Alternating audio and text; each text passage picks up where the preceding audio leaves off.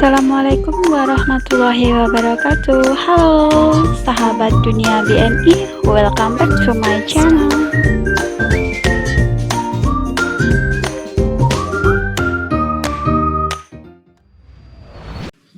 Selamat siang Pak Beni, saya Yoga dari kantor berita Taiwan Pak.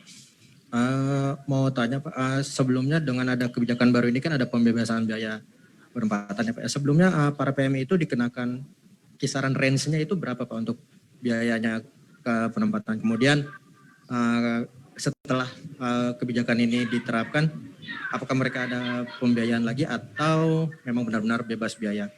Yang kedua, pembebasan biayanya itu meliputi apa saja sih Pak? Kalau boleh tahu misalnya dijabarin elemen-elemennya. Yang terakhir,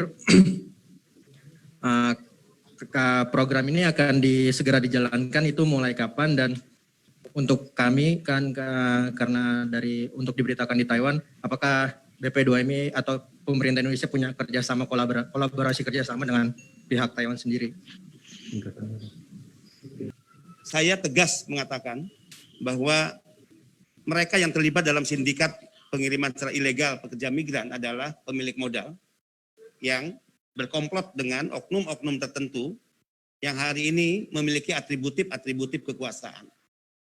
Kalau ditanya apakah kami paham petanya, kami paham. Modus operandinya seperti apa, kami paham. Siapa menjalankan peran apa, kami paham. Dimulai dari desa, siapa yang ditugaskan untuk merekrut, mengiming-imingi, menawarkan sesuatu, menjanjikan hal-hal yang itu akhirnya menggoda para pekerja migran kita. Siapa yang kemudian menyiapkan dokumen-dokumen, sekalipun proses penerbitan dokumen itu dilakukan secara ilegal. Ya. Kemudian nanti siapa yang menghandling mereka di tempat-tempat tertentu, penampungan. Bahkan siapa yang mengatur mereka berangkat ke bandara. Bahkan siapa yang mengatur mereka atau menghandling mereka di setiap bandara. Yang akhirnya mereka lolos ke negara-negara penempatan. Jadi ini adalah bisnis kotor, sekaligus ini adalah kejahatan terorganisir, sistematis, kejahatan extraordinary yang tentu juga harus dihadapi dengan cara-cara yang extraordinary.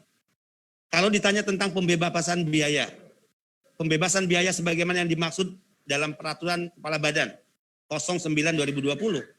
Pertama misalnya tentang tiket keberangkatan. Kedua tiket kepulangan, pengurusan visa kerja, legalisasi perjanjian kerja, pelatihan kerja, sertifikat kompetensi kerja, jasa perusahaan, penggantian paspor, surat keterangan catatan kepolisian, jaminan sosial PMI, pemeriksaan kesehatan dan psikologi di dalam negeri, pemeriksaan kesehatan jika negara tersebut mempersyaratkan. Kemudian transportasi lokal dari daerah asal ke embarkasi.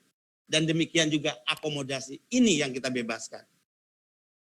Karena selama ini dari beberapa item sebagian besar ini tidak ditanggung oleh negara. Tidak ditanggung oleh pihak yang memperkerjakan. Maka untuk memenuhi kebutuhan ini muncullah sindikat kejahatan rente dan ijon. Mereka membentuk atas nama koperasi. Walaupun banyak juga koperasi yang baik.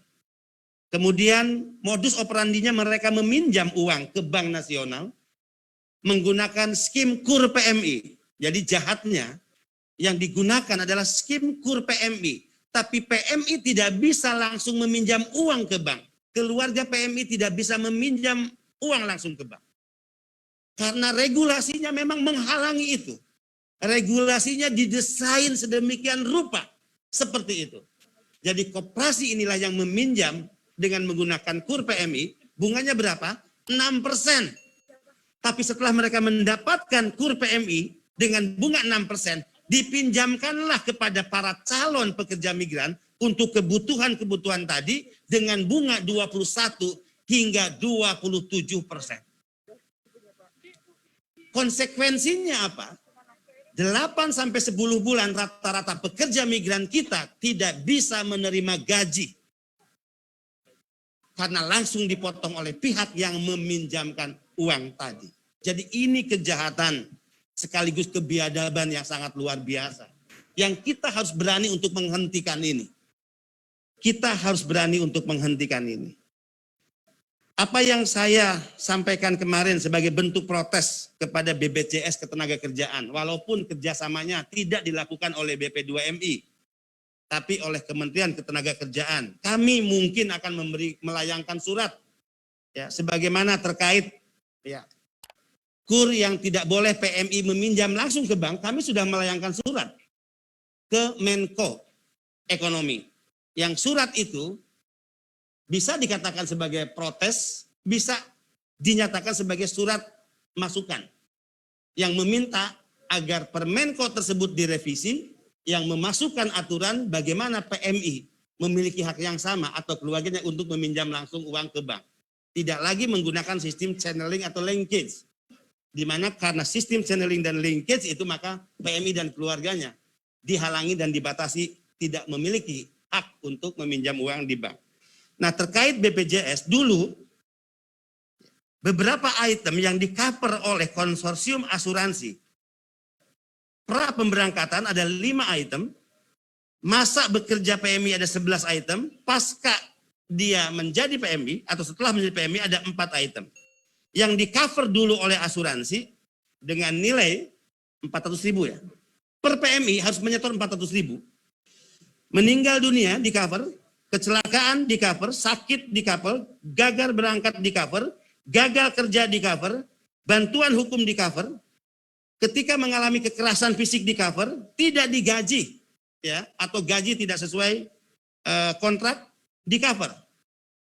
Tapi setelah ditangani oleh BPJS, dengan pembayaran yang sama dengan dulu di mana PMI dikenakan 400.000, yang di-cover hanya 2 item, yaitu kematian dan kecelakaan kerja. Saya ingatkan keras dan tegas kepada BPJS. Ini perusahaan milik negara. Bagaimana bisa perusahaan milik negara justru menghapuskan beberapa item yang dulu di-cover oleh asuransi? Ini jelas-jelas tindakan yang tidak fair, tidak adil dan tidak berpihak kepada rakyatnya sendiri.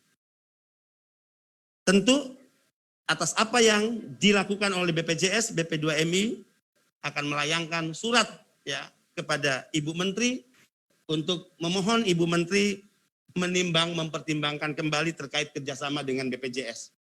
Kalau ada asuransi lain yang bisa mengcover keseluruhan apa yang menjadi hak-hak pekerja migran Indonesia, maka kita bisa memilih asuransi yang lain dan meninggalkan BPJS dengan mengatakan say goodbye BPJS. Ya. Kemudian juga terkait kontraktor di Taiwan tadi tanyakan. Kontraktornya hanya 17 juta. Tapi fakta di lapangan kita banyak menemukan overcharging menjadi 40 sampai 60 juta.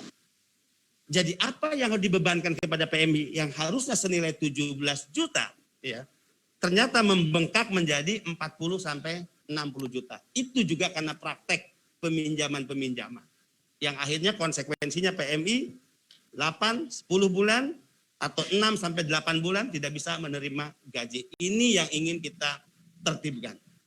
Negara ingin kita hadirkan, tapi di sisi lain kita minta juga para penegak hukum untuk membuktikan bahwa hukum bisa bekerja. Tanpa kedua-duanya, BP2MI hanya akan menjadi pemadam kebakaran. Sehebat apapun regulasi dibuat, aturan main seideal apapun kita lahirkan, program kerja sehebat apapun menjanjikan, tapi jika negara tidak sungguh-sungguh hadir, hukum tidak bekerja, maka semua akan menjadi omong kosong. Kita ingin momentum peringatan kemerdekaan ke-75 ini benar-benar membangunkan semangat kita semua. Kita ingin memberikan pelindungan dari ujung rambut sampai ujung kaki. Saya ingat persis tanggal 9 Juni 2020 saya dipanggil Pak Presiden. Dari keseluruhan pembicaraan, Pak Presiden menekankan, memerintahkan saya, lindungi PMI dari ujung rambut sampai ujung kaki. Ketika saya meminta izin Presiden, Pak Presiden perintahkan saya untuk memerangi sindikat. Pak Presiden, Pak Jokowi dengan tegas, saya setuju, sikat dan tuntaskan. Jadi 2 hal yang sangat prinsipal yang disetujui oleh Pak Presiden. Thanks for watching and see you next video. Wassalamualaikum warahmatullahi wabarakatuh. Bye bye.